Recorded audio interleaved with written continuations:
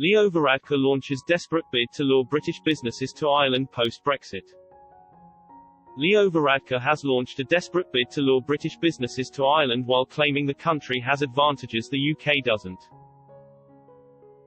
Despite the UK and EU signing a landmark trade agreement, Mr. Varadkar claimed Ireland provides an essential route to the European market.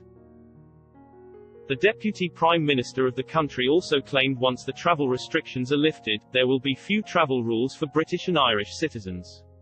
He also claimed Ireland is set for a prosperous future in terms of investment due to Brexit. He told Newstalk, they still will be able to travel freely to Britain and live, work and study there. Other Europeans want, but that's a special arrangement that we have because of the Irish Protocol and Common Travel Area. British people will still be able to come here.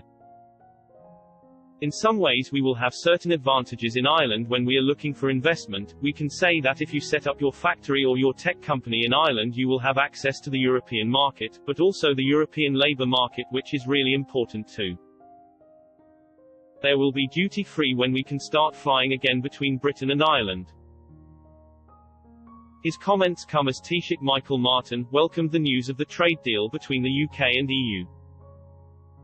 Although a trade deal has been agreed between the two sides, Parliament will be recalled on December 30 to vote on the agreement. MPs had begun their Christmas recess but will now return to the Commons in order to pass the deal into law. The government hopes to agree the deal in Parliament and the House of Lords in order for it to be given royal assent before the turn of the year. It is thought the Liberal Democrats will not support the deal while some Labour MPs may go against the party's stance. Sir Keir Starmer has insisted he will instruct Labour MPs to vote for the deal despite being a critic of the agreement. The SNP has announced it will not support the agreement when it returns to Parliament this week.